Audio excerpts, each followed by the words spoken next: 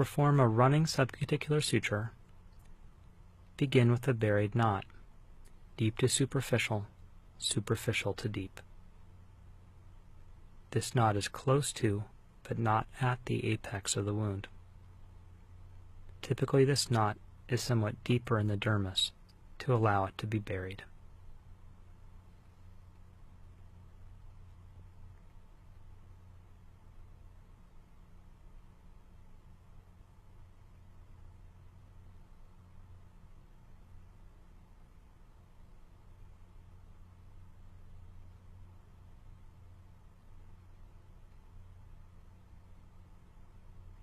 The knot is tied and the free end is cut short, typically right on the knot.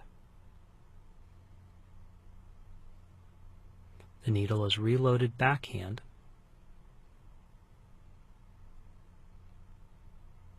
brought underneath the knot and back up through the dermis at the very apex of the wound.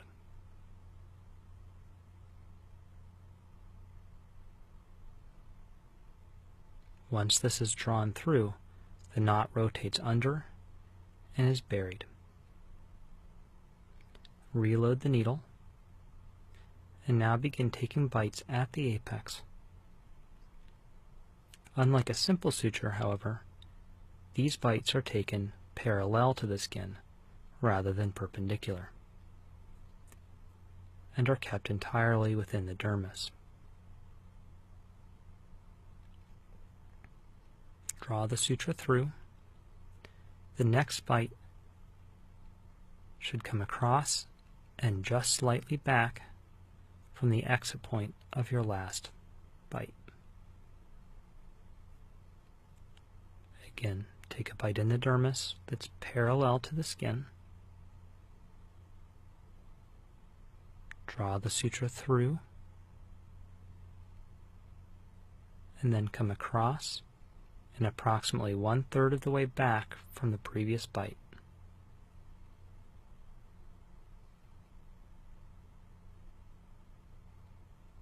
Stay in the dermis and stay parallel to the skin.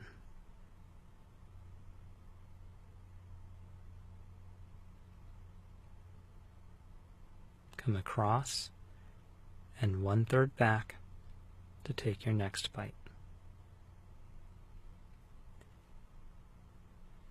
Note that the forceps are used to stabilize the skin and to evert it slightly. It's best to hold the skin somewhat away from the needle to give yourself room to work.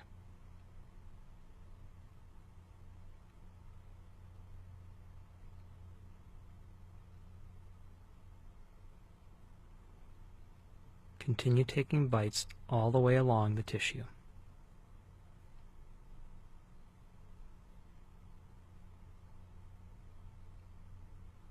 Coming across and slightly back, staying parallel to the skin, and staying in the dermis.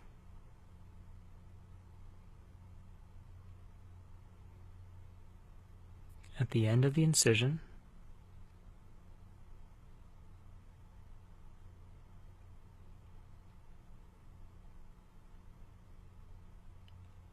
come up to the apex,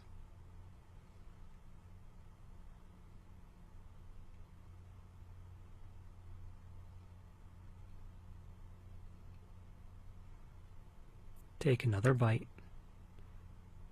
directly across,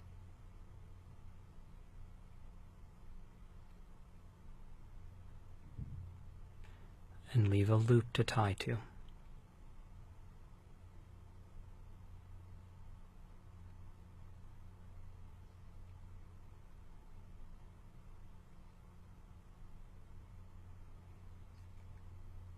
Perform your instrument tie.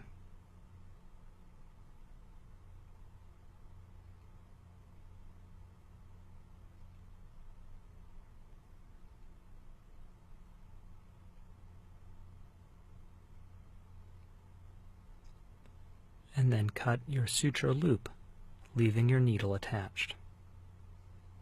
This is cut on the knot. Reload your needle,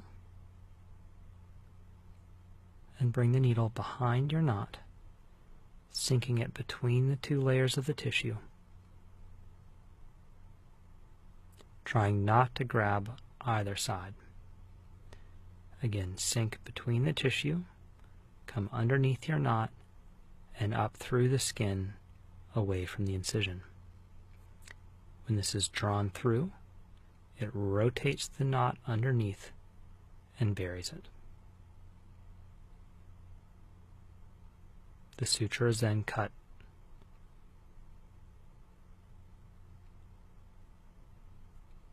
and the tail disappears.